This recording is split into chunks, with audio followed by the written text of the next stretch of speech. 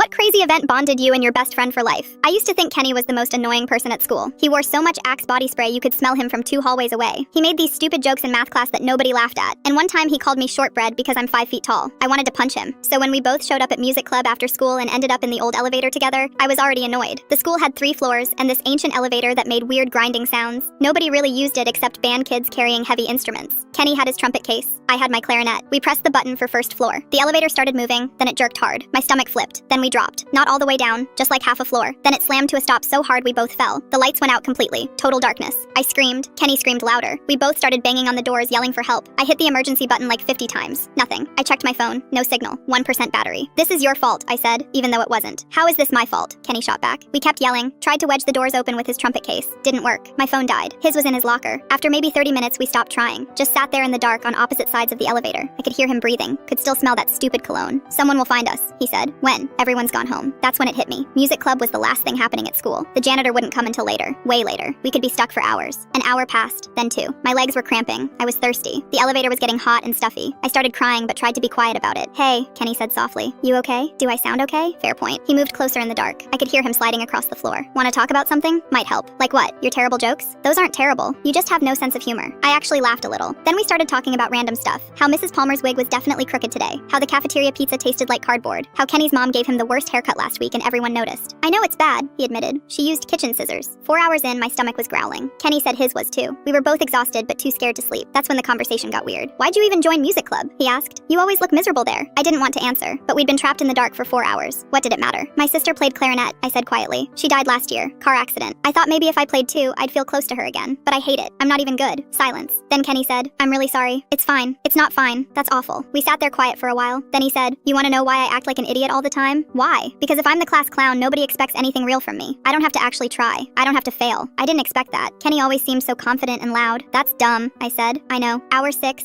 I started crying again. Not about being trapped, about my sister, about everything. Kenny didn't say anything, just moved closer until our shoulders touched. Hour 7, he started singing. Stupid songs at first. Then he sang some jazz thing I'd never heard. His voice was actually really good. It made the dark feel less scary. Hour 8, we played this game where we had to guess each other's biggest fear. Mine was being forgotten. His was being alone. We both got it right. Hour 9, I woke up and realized we'd fallen asleep leaning on each other. My neck hurt. Kenny was snoring softly. I didn't move. Then I heard voices. Footsteps. The janitor found us around midnight. Apparently the school had called our parents hours ago when we didn't come home. They thought we ran away together or something. My mom was crying when she picked me up. Kenny's dad looked furious. We both got lectured about staying safe and checking in. But the next day at school, Kenny sat next to me at lunch. We didn't talk about the elevator. We just ate our cardboard pizza and complained about homework. 2 weeks later, some kids were making fun of my height again. Kenny told them to shut up. When someone called him annoying, I told them he was actually pretty cool. We've been best friends for 3 years now.